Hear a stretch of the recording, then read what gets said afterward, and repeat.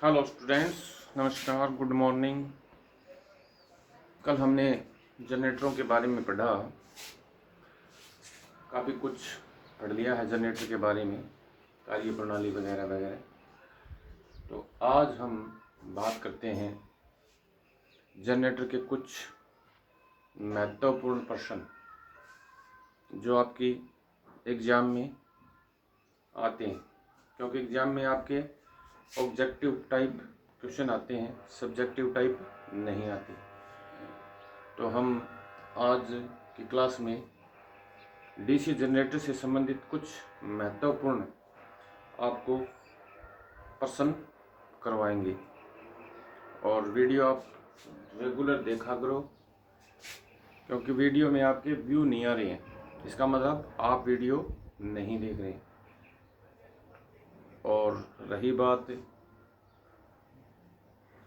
IT लगने की, तो ज़्यादा दिन नहीं है, 15 या 16 के आसपास आपकी आईटी चालू हो जाएगी। तो हम स्टार्ट करते हैं।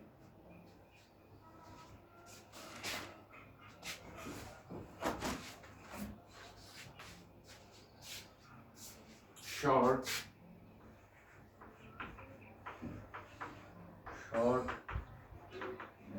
आंसर क्वेश्चन,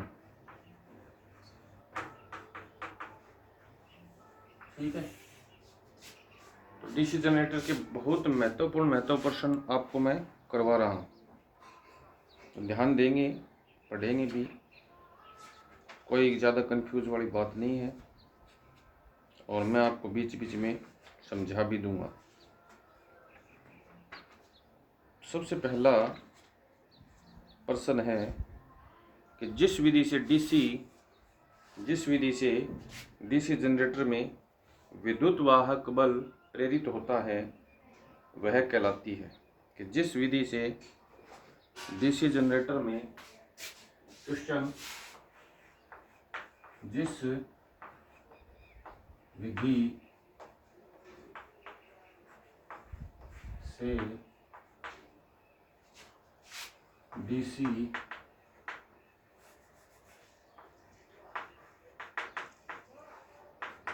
जनरेटर में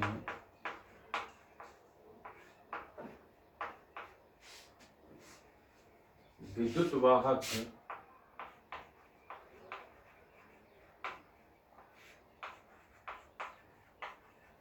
बल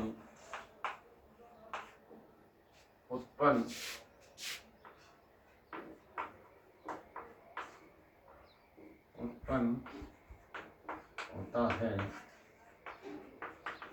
कहलाती है।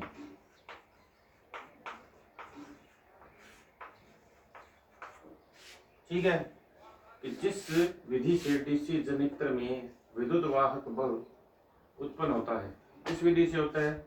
इसके ऑप्शन दिए गए आपको। नंबर 1, उसमें 2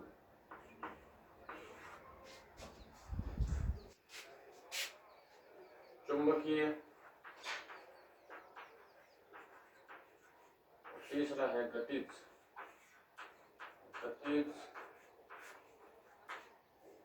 और डी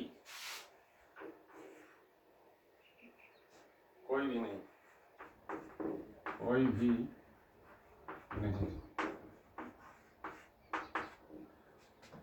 तो इसमें आपका आंसर है वो कौन सा होगा? सॉरी उसमें चुंबकीय गतिज नहीं,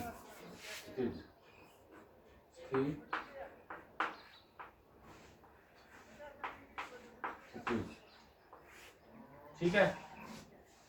अब डीसी विधि में जनरेटर में यानी डीसी में किससे होगा? उसमें से ऊष्मा के प्रभाव से नहीं होगा। स्थितिज यानी स्थिर रहेगा तो नहीं होगा। गति करेगा तो हो जाएगा। ठीक है, तो आपका प्रश्न का उत्तर कौन सा बन गया? आपका ये। समझे इस बात को कि डीसी जनरेटर को जब हम प्राइम मूवर के द्वारा स्थायी चुंबक यानी परमानेंट मैग्नेट के अंदर चालक घुमाते हैं तो क्या होता है? गति करता है कि नहीं करता? तो गतिज स्थिति में आपका वोल्टेज वो उत्पन्न हो जाएंगे। तो इसका आंसर क्या होगा? सी। आप नोट करते रहें साथ साथ। क्योंकि बाद में इसको मैं मिटा दूंगा। अब दूसरा क्वेश्चन है डीसी जनरेटर का कार्य सिद्धांत। डीसी जनरेटर का कार्य सिद्धांत है नंबर ए। अब डीसी जनरेटर का कार्य सिद्धांत सबको पता है कि नहीं है? तो इसमें लिखा है, इसने ऑप्शन दिए हैं लेंज का नियम, बी कारक सक्रू नियम, तीसरा है सी फैराडे का इलेक्ट्रो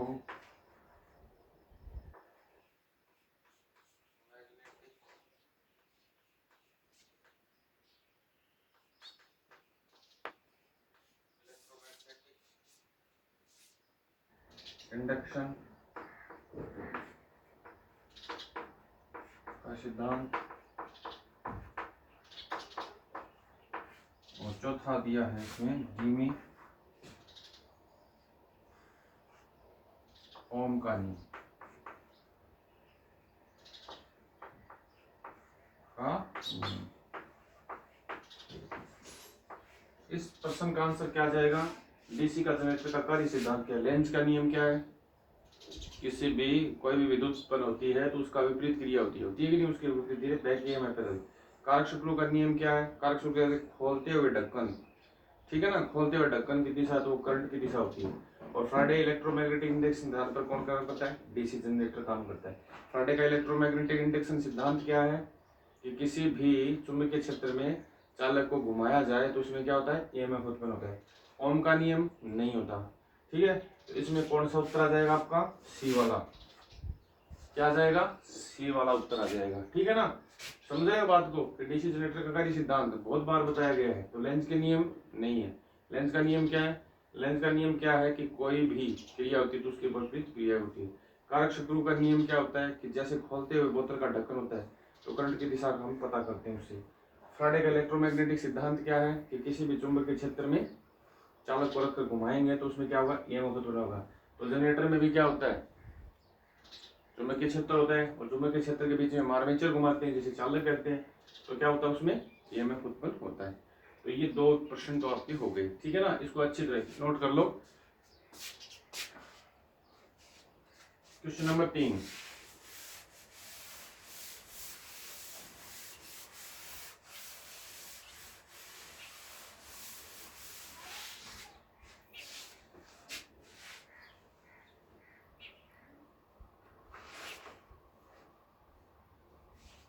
क्वेश्चन नंबर 3 है यदि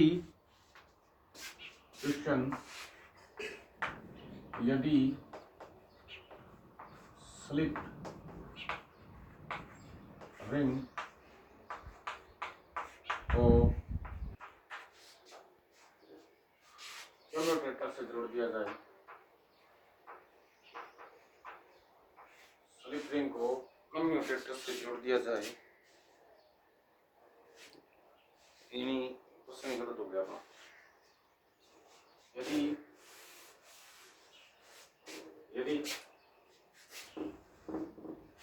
यदि आर्मेचर को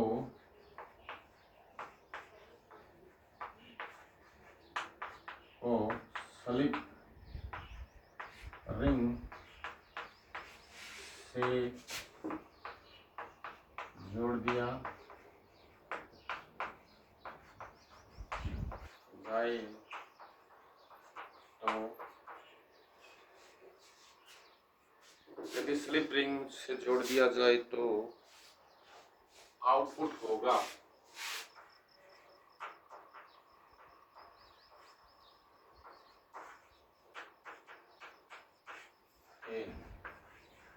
AC, B DC, C AC व DC या डी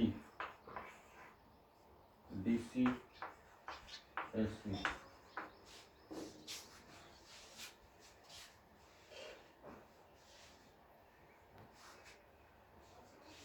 इस बात को समझिए आप, आर्मेचर में हम क्या जोड़ते हैं डीसी जनरेटर में? कार्बन। आर्मेचर के साथ क्या जोड़ते हैं? कम्यूटेटर। अब कम्यूटेटर है ये जगह हम स्लिप रिंग जोड़ दें, ठीक है ना। आर्मेचर के साथ हम क्या जोड़ते हैं डीसी जनरेटर में या डीसी मोटर में? कम्यूटेटर जोड़ते हैं। अब कम्यूटेटर की जगह हम स्लिप रिंग जोड़ दें तो आउटपुट क्या होगी? एसी डीसी, एसी और डीसी दोनों, या डीसी या एसी, ठीक है। तो कम्यूटेटर क्या प्रदान कर रहा था हमें? डीसी। तो ये क्या प्रदान करेगा? एसी। क्यों एसी? याद करो हमने पढ़ा था कि किसी भी अल्टरनेटर के साथ हम आर्मेचर में क्या जोड़ते हैं? स्लिप रिंग जोड़ते हैं। और स्लिप रिंग का काम क्या होता है? एसी को आउटपुट में देना। अगर कम्यूटेटर के साथ हम कार्बन ब्रश जोड़ के आउटपुट ले रहे हैं तो क्या होगा? कम्यूटेटर के साथ आर्मेचर में हमने कम्यूटेटर जोड़ा है, तो कम्यूटेटर का काम क्या? एसी को डीसी कन्वर्ट करता है, इसलिए उसमें डीसी मिलती है हमें कार्बन के द्वारा। लेकिन हम आर्मेचर के साथ स्लिप रिंग जोड़ दें तो क्या होगा? एसी देगा। क्या देगा? एसी देगा। आपका ऑप्शन हो जाएगा ए सही। नेक्स्ट क्वेश्चन है, कम क्षमता वाले डीसी मशीन की योग बनती है। कम क्षमता वाली डीसी मशीन की योग बनती है।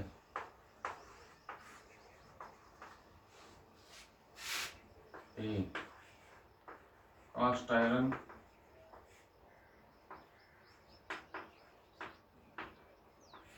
B cast steel,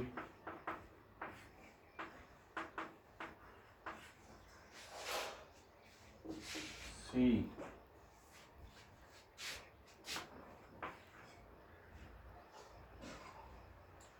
अनिल्ड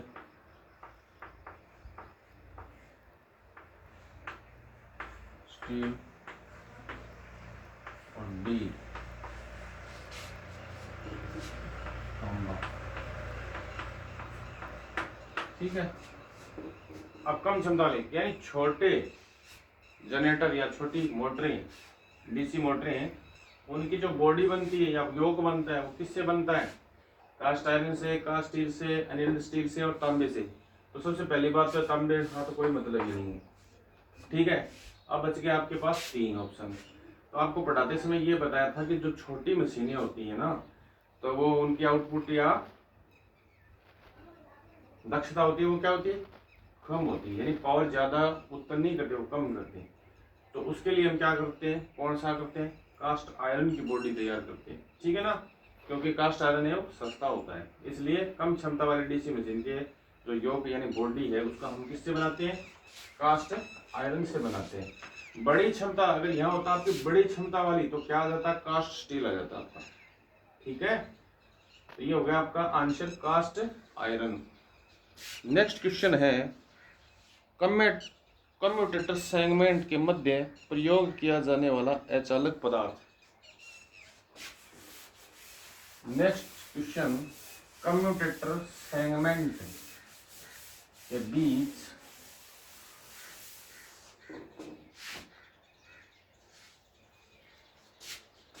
question number next,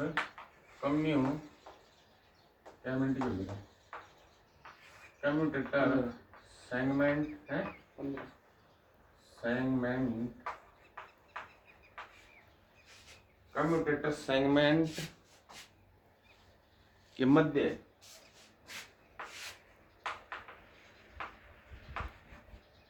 प्रयोग किया जाने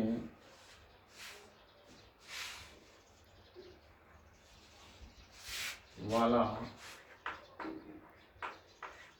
अचालक पदार्थ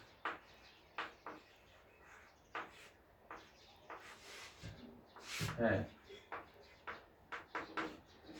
कम्यूटेटर सेगमेंट होता है, उसके बीच में सेगमेंट किसे कहते हैं हम, जो तांबे से बने होते हैं, है ना, जिसके साथ हम वाइंडिंग को शोल्डरिंग करते हैं, ठीक है। तो उनके मध्य, दो सेगमेंट के मध्य भरा जाने वाला पदार्थ कौन सा होता है? नंबर ए, एम्पायर क्लॉथ, कपड़ा। बी,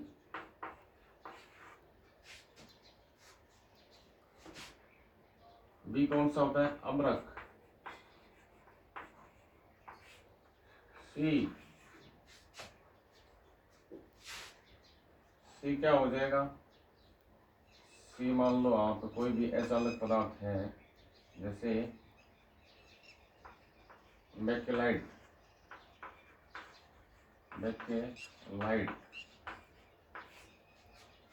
चौथा लकड़ी, डी लकड़ी, ठीक है। तो इसे बेकेलाइट को बैठा करके आप वार्निश कर सकते हो, वार्निश, ठीक है। तो कम्यूटेटर सेगमेंट किस तरह की आकृति होती है? कम्यूटेटर सेगमेंट की इस तरह की आकृति होती है। ये सेगमेंट हो गया, फिर ये दूसरा सेगमेंट हो गया, फिर ये तीसरा सेगमेंट हो गया, ठीक है। इस तरह की पत्तियां होती, किसकी? कठोर तांबे की, कठोर कर्षित तांबा होता है जिसे कहते हैं हार्ड ड्रॉन कॉपर, ठीक है। इस तरह से ये सेगमेंट लगे होते हैं, कहां पर? कम्यूटेटर के ऊपर, ठीक है। और इन सेगमेंटों को हम जोड़ देते हैं आर्मेचर वाइंडिंग से। किससे जोड़ देते हैं? आर्मेचर वाइंडिंग से। यानी ये जो कॉइल है, कॉइल के जो सिरे हैं, इससे क्या कर दिए जाते हैं? शोल्डरिंग कर दिए जाते हैं, ठीक है। अब इनके बीच में जो गैप है, ठीक है, ये गैप तो रहता नहीं, इनको किस चीज से भरा जाता है? किस चीज से भरा जाता है भैया? कौन? तो कम्यूटेटर सेगमेंट के मध्य प्रयोग किए जाने वाला अचालक पदार्थ, यानी यहाँ क्या होगा? कोई अचालक पदार्थ का उपयोग होता है। तो वो अचालक पदार्थ कौन सा है? एम्पायर क्लॉथ, अब्रक, वार्निश, लकड़ी, या कोई और? तो ठीक है। तो इसमें एम्पायर क्लॉथ, कपड़ा तो काम नहीं आएगा क्योंकि वहां घर्षण होता है, तो खराब हो जाएगा। वार्निश तो एक पॉलिश टाइप है। लकड़ी भी स्थिर नहीं रहेगी क्योंकि वहां गर्मी पैदा होगी तो लकड़ी खत्म हो जाएगी। तो इसलिए कौन सा होगा इसके अंदर? ये हो जाएगा आपका अब्रक। यानी दो सेगमेंटों के बीच में कौन सा पदार्थ भर दिया जाएगा? अब्रक, यानी माइका भर दिया जाएगा। नेक्स्ट क्वेश्चन है, आर्मेचर कोर लिमिटेड बनाने का कारण। आर्मेचर कोर को, question number next, armature core को लेमिनेटेड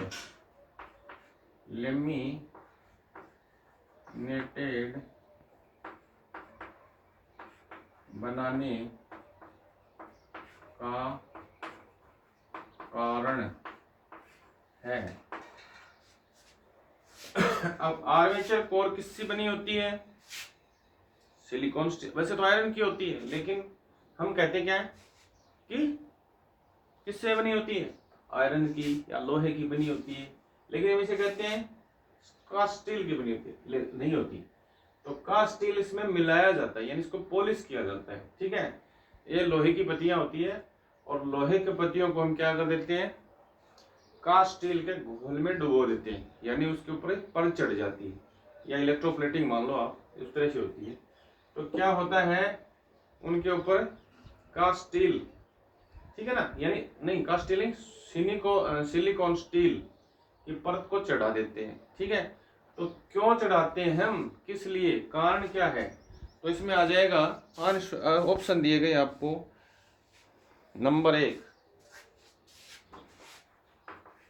वजन की कमी कम करने के लिए। ठीक है, ऑप्शन नंबर 1 हो गया ये वाला। ऑप्शन बी, मूल्य में कमी लाना। बी, मूल्य में कमी लाना। ठीक है भैया। और सी क्या होता है? स्टेरिसिटी को कम करना।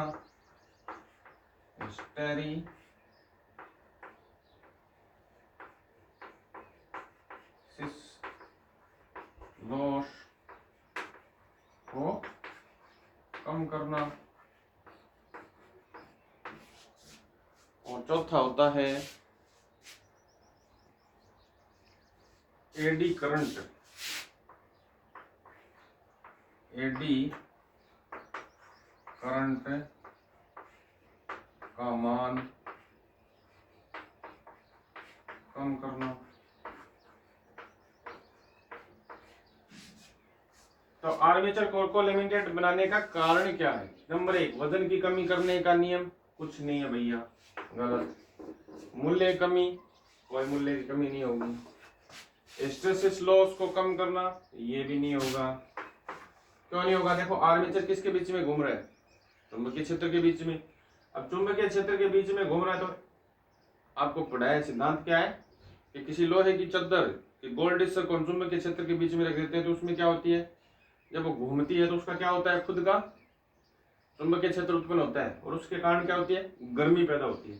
तो ये एडी करंट का मान कम करने के लिए हम आर्मेचर को लेमिनेटेड करते हैं, क्योंकि एडी करंट को समाप्त नहीं किया जा सकता, कम किया जा सकता है, इसलिए हम आर्मेचर कोर को लेमिनेटेड करते हैं। किससे? सिलिकॉन से। सिलिकॉन की मात्रा कितनी होती है? 2 से 4%। याद रखने वाली बात है ये, 2 से 4%। अगर फिर भी कम पड़ रहा है, ज्यादा करना है, तो हमें क्या कर सकते हैं, 2 से 5% कर सकते हैं इसे। ठीक है, 1% और बढ़ा सकते हैं, इससे ज्यादा हम नहीं बढ़ा सकते। नेक्स्ट क्वेश्चन, आई बात समझ में?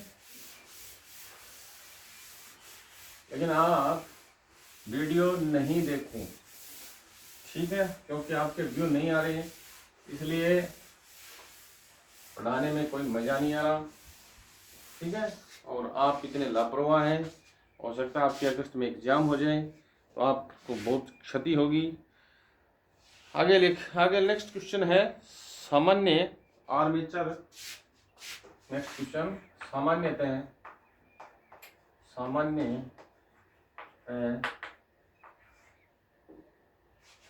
सामान्यतः आर्मेचर प्रतिरोध होता है। ठीक है, सामान्यतः आर्मेचर प्रतिरोध होता है। भाई, आर्मेचर का भी प्रतिरोध होता है, फील्ड वाइंडिंग का भी प्रतिरोध होता है, अलग अलग होता है ना। तो इसने सामान्यतः पूछा है कि आर्मेचर का प्रतिरोध कितना होता है। तो option A 100 ohm, B 1000 ohm, 1000 ohm, C 1 ohm, D 10 ओम।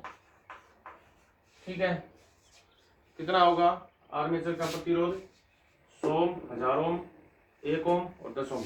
तो सामान्यतः हम कौन सा मानते हैं? सामान्यतः हम सी मानते हैं, यानी 1 ओम प्रतिरोध होता है। फील्ड वाइंडिंग का लगभग, शंट वाइंडिंग का लगभग 470 के आसपास होता है। ठीक है, तो एक क्वेश्चन और करते हैं।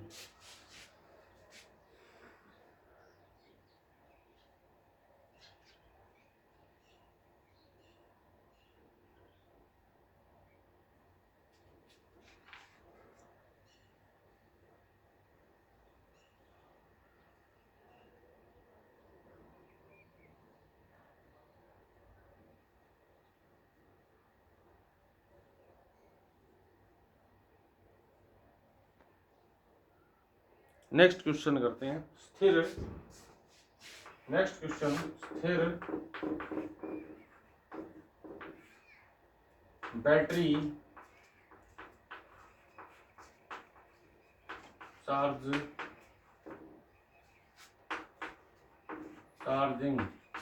स्थिर बैटरी चार्जिंग के लिए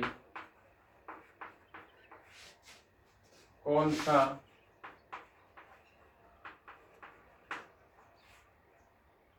जनरेटर प्रयोग करते हैं? स्थिर battery charge, constant battery charging के लिए हम कौन सा जनरेटर का प्रयोग करते हैं? Option A series, B shunt, C compound,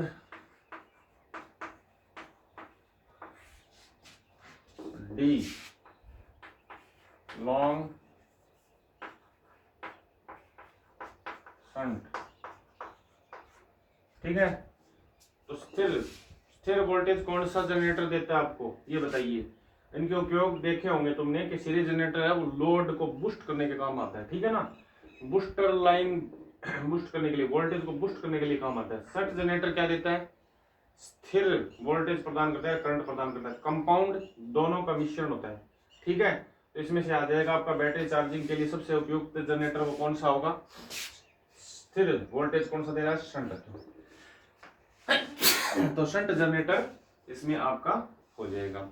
आज के लिए इतना ही। कितना मिनट हो गया? सही हो गया। तो एक और क्वेश्चन कर लें फिर। हाँ, नेक्स्ट क्वेश्चन है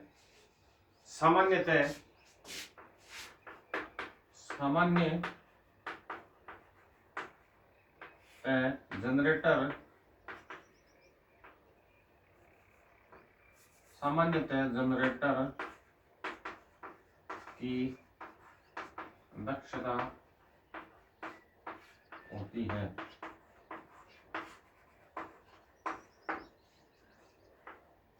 ए 60%, बी 80%,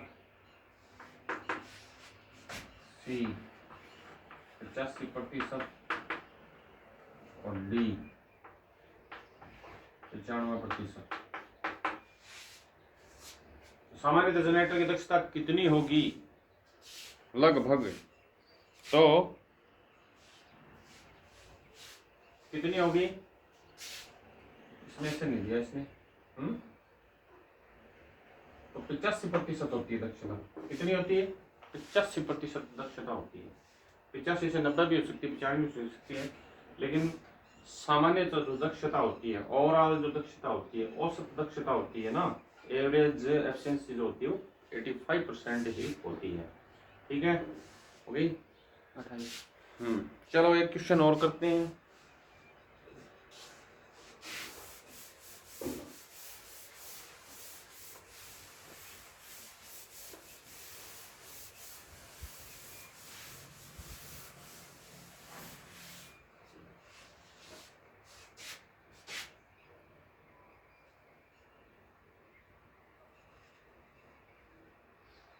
क्वेश्चन नंबर है डीसी शंट जनरेटर की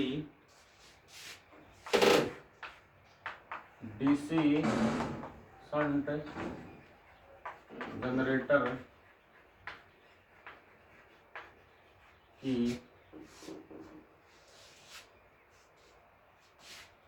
डीसी शंट जनरेटर की आर्मेचर करंट की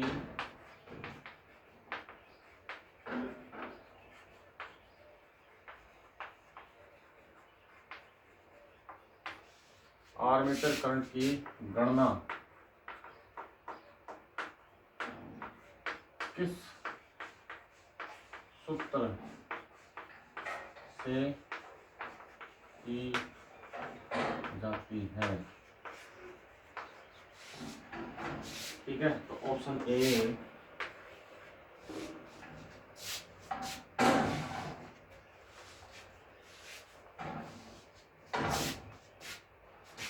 IA बराबर और ए बी आई ए बराबर ए आर ए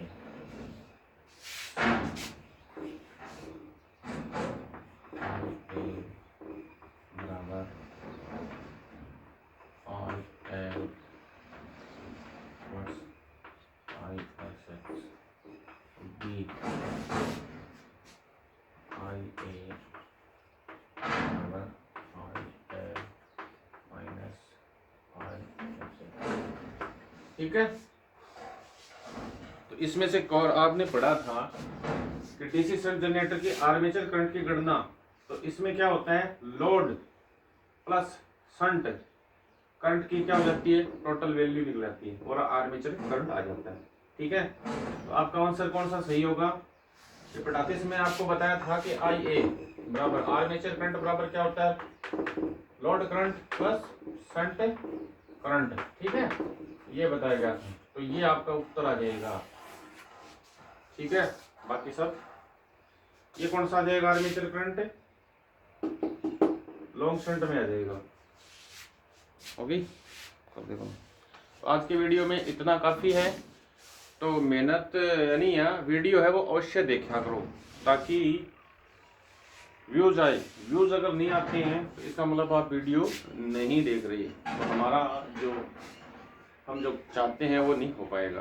इसलिए तुमसे अपील है कि आप वीडियो ज़्यादा से ज़्यादा देखा करें।